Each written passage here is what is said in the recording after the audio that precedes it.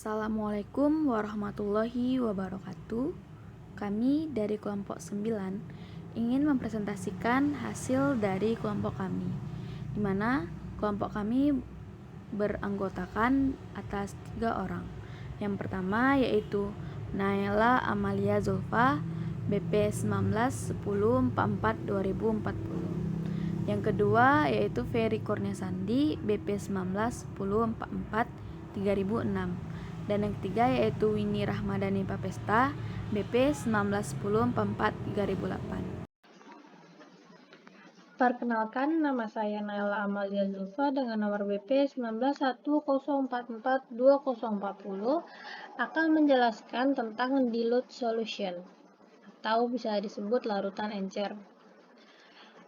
Larutan adalah hal yang sama dengan campuran, kecuali bahwa kita menganggap satu komponen sebagai primer dan komponen lainnya sebagai sekunder. Dengan komponen pelarutnya itu sebagai primer dan komponen zat terlarut sebagai sekunder.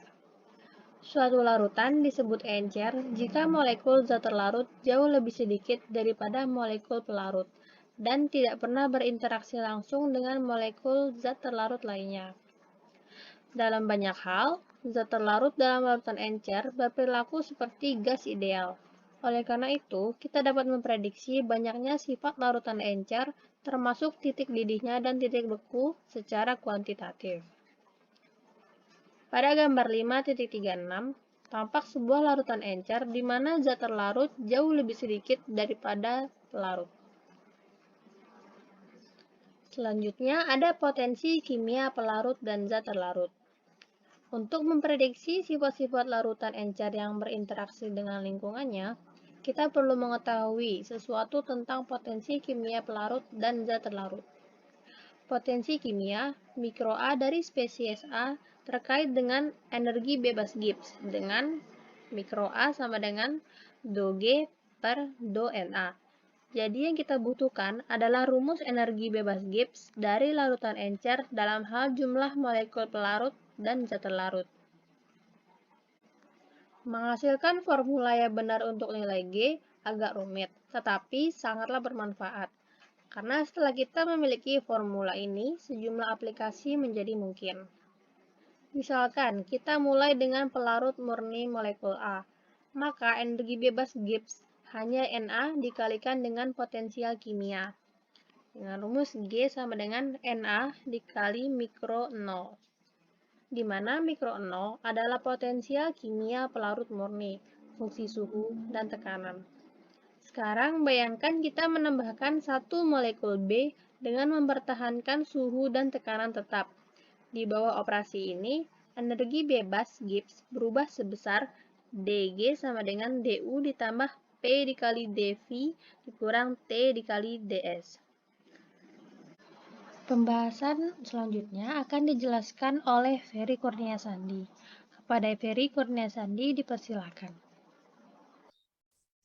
Baiklah, Bismillah, Assalamualaikum warahmatullahi wabarakatuh. Saya akan melanjutkan penjelasan dari teman saya yaitu Nae. Dan pembahasan ini menyambung tentang potensi kimia pelarut dan zat terlarut tadi. Sebelumnya tadi sudah jelaskan juga kalau energi Gibbs atau energi bebas itu berubah dengan sebesar dG sama dengan du ditambah PdV min TdS. Nah, dari persamaan tersebut bahwa du dan PdV tidak bergantung pada nilai Na. Dan juga untuk TdS itu lebih komplikasi sehingga dengan ds tidak bergantung pada Na, tetapi pada bagian yang lainnya merupakan pilihan proporsional atau Na. Nilai tersebut atau nilai ds tadi itu proporsional untuk pilihan Na. Maka persamaan ini akan meningkatkan nilai multiplositas dengan faktor proporsional dari Na. Maka dari itu ds nilai entropinya meningkat, termasuk nilai kln Na.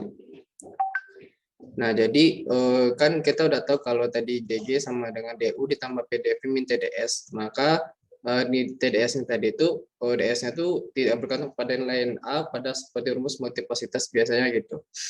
Dan juga perubahan energi dapat ditulis karena tadi kita udah tahu kalau ds itu sama dengan K ln A, maka perubahan energi tadi itu dapat ditulis dengan energi tadi dg sama dengan F dalam fungsi TP dikurang KT ln K dikali K dikali T ln NA. Di mana nilai FTP ini merupakan fungsi dari temperatur dan tekanan, bukan nilai dari Na. Jadi dapat dibayangkan kita menambah dua buah molekul B untuk menjadikan lainnya sebuah solvent atau pelarut. Solvent atau pelarut ini merupakan gabungan antara bagian yang kecil dari antara zat terlarut dan juga bagian dari besar zat pelarut yang digabungkan gitu. Maka energi bebasnya dapat kita hitung dengan formula dg sama dengan 2 dikali F dalam fungsi T dan P, fungsi temperatur dan tekanan, dikurang 2 KT ln A. Namun ini merupakan persamaannya belum benar, karena masalahnya terdapat lebih lanjut lagi nilai entropi yang lebih kompleks dinilai di bagian 2 KT ln A tersebut. Nah, dari dua buah molekul yang identik, maka persamaannya itu berubah menjadi dg sama dengan 2F dikali dalam fungsi T dan P dikurang 2K ln A ditambah KT ln 2.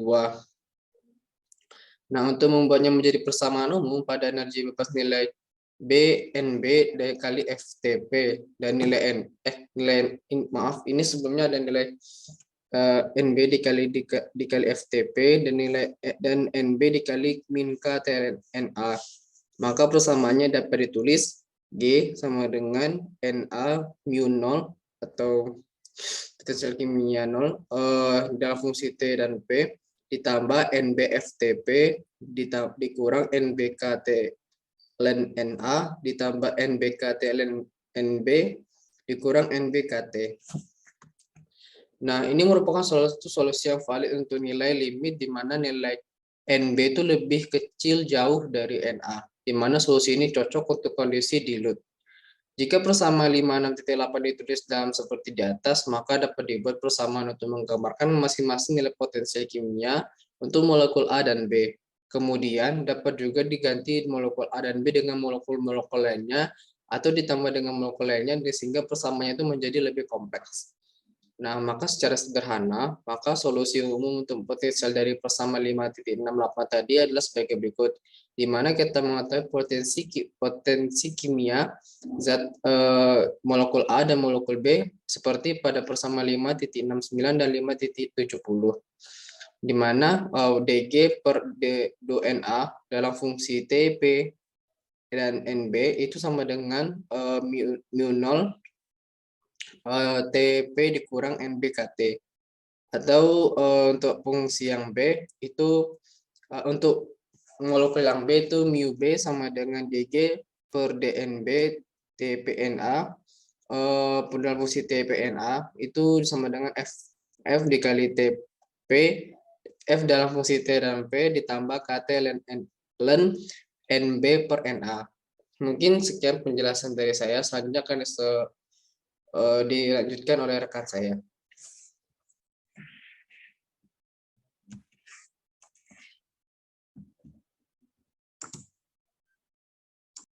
Selanjutnya di poin 5.71, dengan kita menambahkan lebih banyak zat larut, itu bisa mengurangi potensi kimia A dan tentunya akan meningkatkan potensi kimia B. Kedua kuantitas ini hanya bergantung pada rasio NB per Na, bukan pada jumlah absolut pelarut ataupun molekul terlarut. Selanjutnya yaitu molalitas. Molalitas ini juga disebut sebagai konsentrasi molal, yaitu artinya ukuran konsentrasi dari suatu zat terlarut di dalam suatu larutan dalam hal jumlah zat dalam sejumlah massa tertentu dari pelarut. Molalitas sama dengan M itu mol zat larut per massa pelarut. Selanjutnya potensi kimia. Tadi kita ada membahas potensi kimia. Potensi kimia adalah energi yang dapat diserap ataupun dilepaskan karena perubahan jumlah partikel dari spesies yang diberikan. Selanjutnya di poin 5.72 yaitu ada mu B sama dengan mu derajat TP tambah KT ln MB. di mana MB ini adalah molalitas zat larut atau mol per kilogram, dan mu adalah potensi kimia di bawah kondisi standar MB sama dengan 1. Baik, sekian dari kelompok kami. Apabila ada kesalahan, mohon dimaafkan. Assalamualaikum warahmatullahi wabarakatuh.